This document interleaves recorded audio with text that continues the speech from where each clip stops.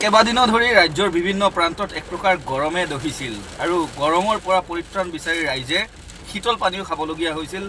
বিভিন্ন ঠাইত আমি দেখা পাইছোঁ যে হিট ষ্ট্ৰোকত বহু লোকৰ সমস্যাও হৈছে।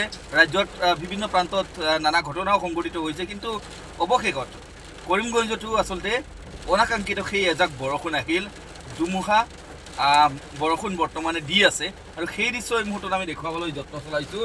এই মুহূৰ্তত বৰষুণ দিছে, ইয়াৰ সমান্তৰালকৈ কিছু বৰষুণৰ সমান্তৰালকৈ ধুমুহাও কিছু হৈছে আৰু এয়া আমি দেখুৱাইছোঁ যে গৰমৰ পৰা যিহেতু এই মুহূৰ্তত কিছু পৰিমাণে পৰিত্ৰাণ পোৱা গৈছে। এয়া আমি দেখুৱাইছোঁ এজাক বৰষুণ, যি বৰষুণৰ বাবে ৰাইজ যথেষ্ট অপেক্ষাকৃত আছিলে আৰু অৱশেষত সেই এজাক বৰষুণ আহিল আৰু বৰষুণে গৰমৰ পৰা কিছু পৰিত্ৰাণ দিব। আৰু মই কোৱা নাই এই মুহূৰ্তত কৰিমগঞ্জৰ প্ৰতিটো প্ৰান্তত বৰষুণ দিছে, কিন্তু বিভিন্ন প্ৰান্তত আচলতে বৰষুণ দিছে আৰু সেই বৰষুণৰ এই মুহূৰ্তত আমি দৃশ্যাংশ দেখুৱাই গৈ আছোঁ যে ৩৮ ডিগ্ৰী, ৪০ ডিগ্ৰী, ৪১ ডিগ্ৰী পৰ্যন্ত চেলচিয়াছ গৈ পাইছিল ৰাজ্যৰ বিভিন্ন প্ৰান্তত। মহানগৰী গুৱাহাটীত ইতিমধ্যে পূৰ্বৰ অভিলেখ ভংগ কৰিছে। কৰিমগঞ্জতো ৩৮-৩৯ ডিগ্ৰী চেলচিয়াছ আমি যি গৰমৰ তীব্ৰতা সেয়া দেখা পাইছিলোঁ।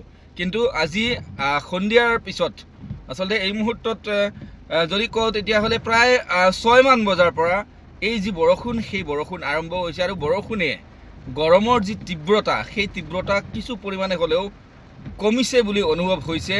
কিয়নো এই মুহূৰ্তত নিশ্চয় দেখিবলৈ পাইছে যে আমি বাহনৰ ভিতৰত আছোঁ আৰু এই বাহনৰ পৰাই আমি পৰিৱেশ দেখুৱাবলৈ যত্ন চলাইছোঁ যে বৰষুণ হৈছে আৰু বৰষুণৰ ফলত নিশ্চয় গৰমৰ পৰা কিছু হ'লেও পৰিত্ৰাণ পোৱা গৈছে।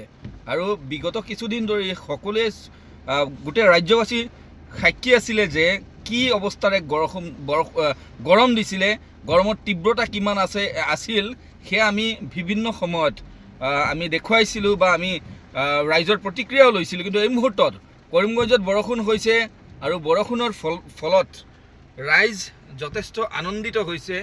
কিয়নো এইকেইদিন যিমান গৰম আছিলে সেই গৰমৰ পৰা অলপ হ'লেও কিছু পৰিত্ৰাণ নিশ্চয় পোৱা গৈছে আৰু আমি দেখুৱাইছোঁ যে অৱশেষত আচলতে সেই বৰষুণজাক আহিল আৰু বৰষুণজাকে অলপ হ'লেও গৰমৰ পৰা ৰাইজক পৰিত্ৰাণ দিছে, কৰিমগঞ্জৰ ৰাইজক পৰিত্ৰাণ দিছে।